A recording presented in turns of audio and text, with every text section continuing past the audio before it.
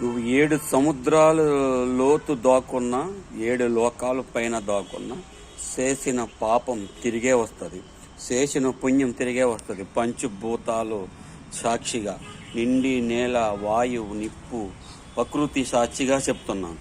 నువ్వు మంచి చేస్తే మంచే తిరిగి వస్తుంది. అది కుటుంబం నుంచైనా, ఫ్రెండ్ నుంచైనా, తల్లిదండ్రుల నుంచైనా, స్నేహితుల నుంచైనా, బంధువుల నుంచైనా, తోడబుట్టిన వాళ్ళైనా సరే ఎవరినే వదలద్దు. నువ్వు ఎప్పుడైతే పాపం చేసావో ఆ పాపం ఆ టయానికి నీకు ఏదో రూపంగా ముచ్చువు రూపంలో నిన్ను అంటాడి నువ్వు గుర్తుండిపోయేలాగా, నువ్వు గుర్తుంచుకునేలాగా ఈ దేవుడు నీకు రాసిన ఒక శిక్షే ఆ పాప కర్మ.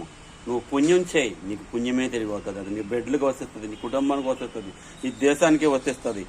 ఎప్పుడు కూడా పాపం చెయ్యాలని చూసినా, తప్పుడు దారిలో వెళ్ళాలని చూసినా, పక్కలేసి బాగుపడదామని చూసినా,